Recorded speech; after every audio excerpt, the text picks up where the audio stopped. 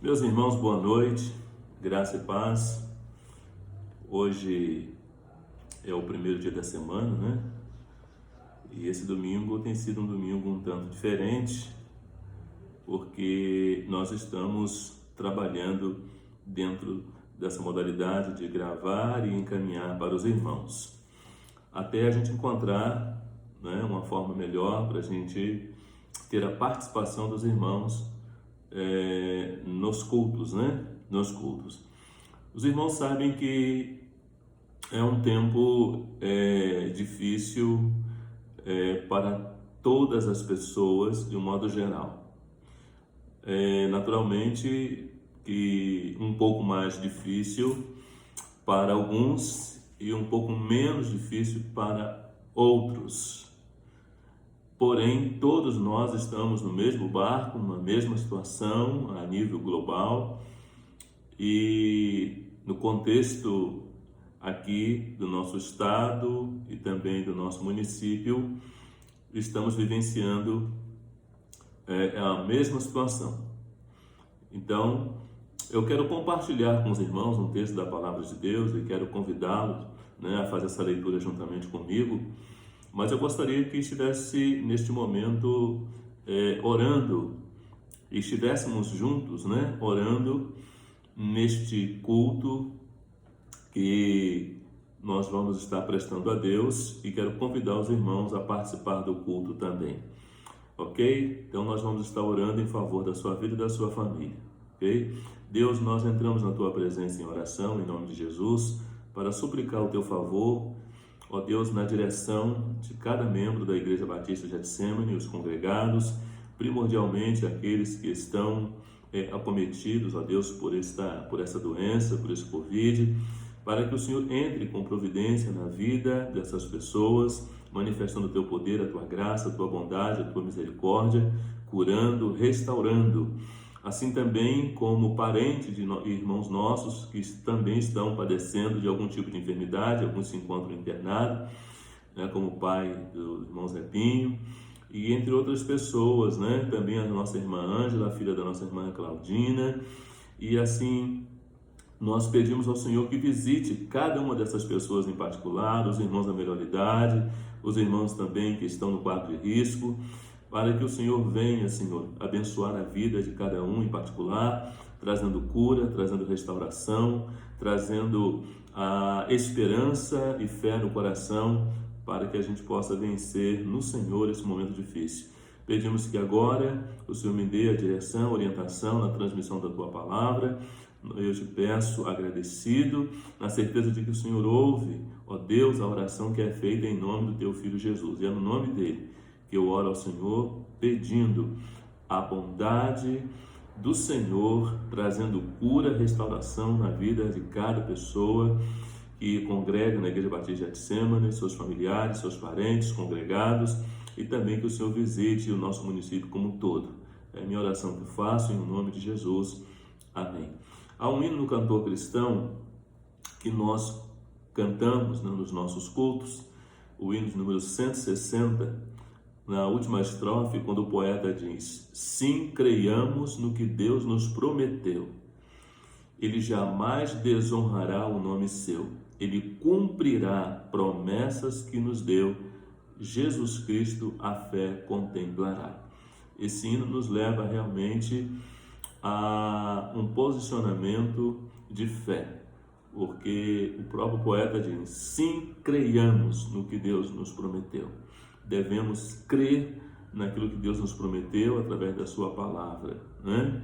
E uma das coisas que eu e você devemos lembrar é da presença, da companhia. Ele disse no Velho Testamento, dizendo: não te deixarei nem te desampararei, ser forte e corajoso.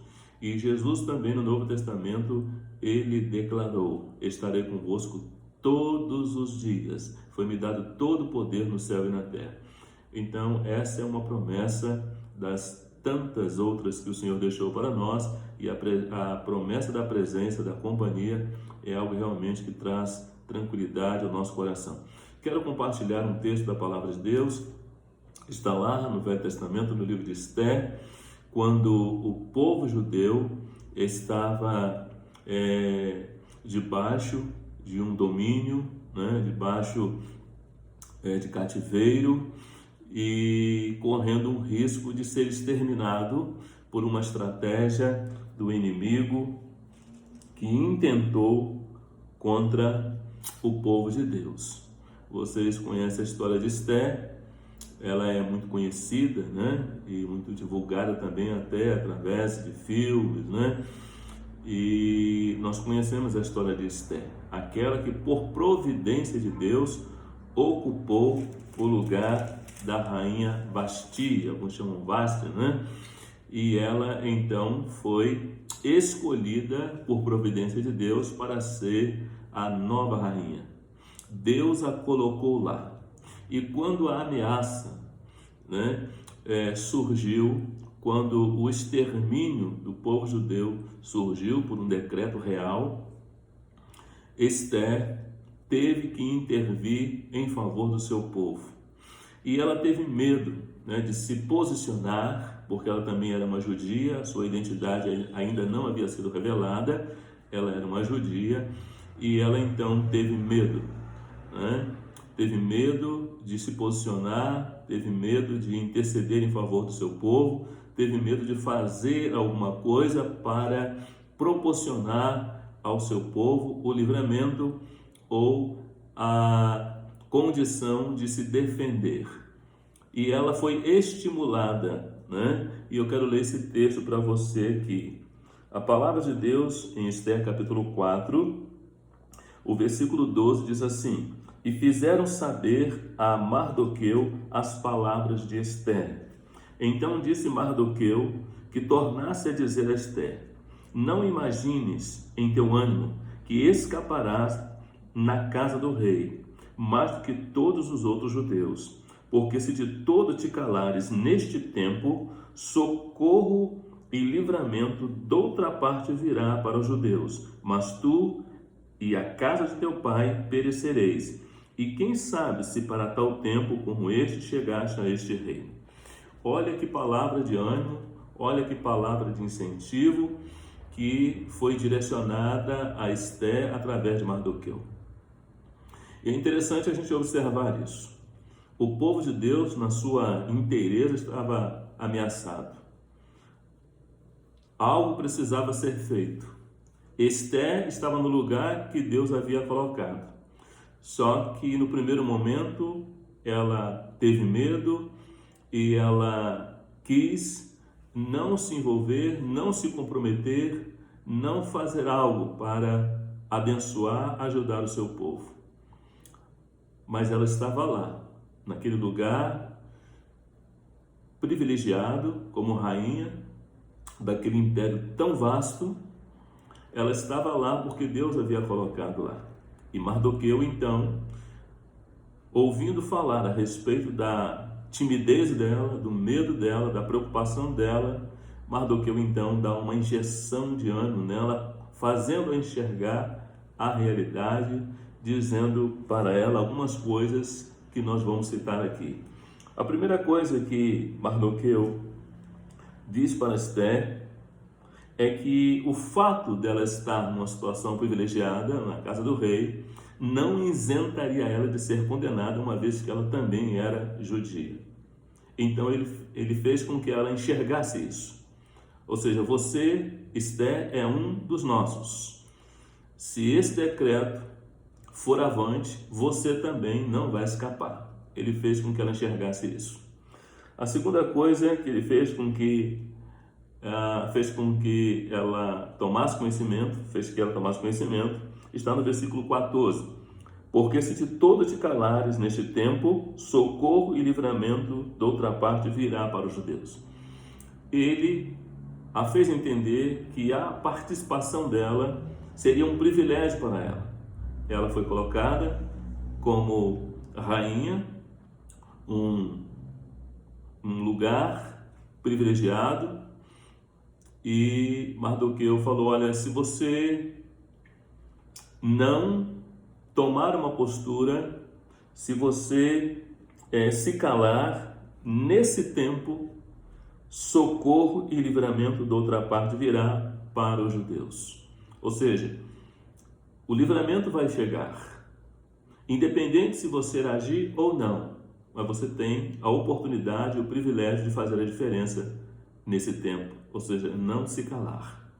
Ele fez com que ela entendesse isso, porque Mardoqueu confiava no livramento de Deus, e Esther seria apenas um instrumento, uma ferramenta que Deus estaria usando, e se ela se recusasse a ser essa ferramenta, a ser esse instrumento, o socorro viria, mesmo assim, por providência de Deus. Mas ele diz: mas tu e a casa do teu pai perecereis, e quem sabe se para tal tempo como este chegaste a este rei. E fez com que ela entendesse que Deus a colocou ali para aquele tempo. Deus a colocou naquela posição privilegiada, naquele tempo, para que ela pudesse intervir, para que ela pudesse agir, para que ela pudesse se posicionar em favor do seu povo, ou seja, do povo de Deus.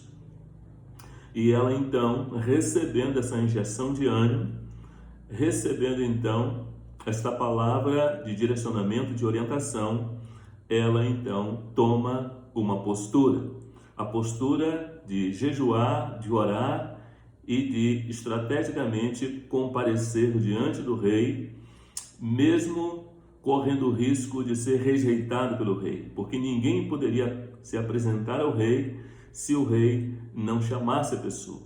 E se a pessoa se apresentasse sem que o rei chamasse, essa pessoa só seria liberta de uma possível morte se o rei apontasse o cetro dele, né, em direção a essa pessoa. E Esther então assim se humilhou, orou, jejuou, buscou a Deus em oração e se posicionou e compareceu diante da presença do rei sem que ele o chamasse, mas o rei estendeu o cetro para ela e ela teve acesso à presença do rei, e ali ela conseguiu reverter aquela situação, e o povo de Deus então teve a condição, né, de lutar, a condição de permanecer e de fato não ser exterminado por aquela ameaça. Meu querido, nós estamos vivendo num tempo também que nós não devemos nos calar. Nós estamos na casa do rei, estamos ocupando uma posição privilegiada, e cabe a nós entender esse tempo, cabe a nós entender a nossa posição, cabe a nós entender que se a gente não agir, não aproveitar a oportunidade que está sendo dada a nós para agir nesse tempo, olha, socorro e livramento de Deus virá. Mas nós temos que participar desse momento, sendo instrumento na mão de Deus, ferramenta na mão de Deus, para que Deus venha nos usar nesse tempo difícil. Todo o povo de Deus na face da terra está sob a ameaça do Covid-19, está sob a ameaça dessa pandemia. Todos nós, independente de onde estejamos, independente do cargo que ocupamos, da posição que ocupamos, a questão é fazer a diferença. Somos fracos como seres humanos que somos pequenos como seres humanos que temos, mas servimos um Deus tão grandioso, tão misericordioso, compassivo e justo, e que, tendo esse conhecimento a respeito do Deus que servimos, nós encontramos ânimo para poder agir nesse tempo difícil. Então, que o Senhor te abençoe, Igreja Batista de Getsemane, que o Senhor te abençoe, querido e prezado congregado, que o Senhor abençoe a todos nós, a todos vocês, para que possamos de fato não nos calar nesse tempo presente, ou seja, não nos acomodar nesse tempo presente, mas fazer valer a nossa fé, fazer valer o apoio que devemos prestar uns aos outros, buscando a edificação uns dos outros. É tempo da gente investir na nossa família, sim, mas é tempo da gente investir na nossa igreja local.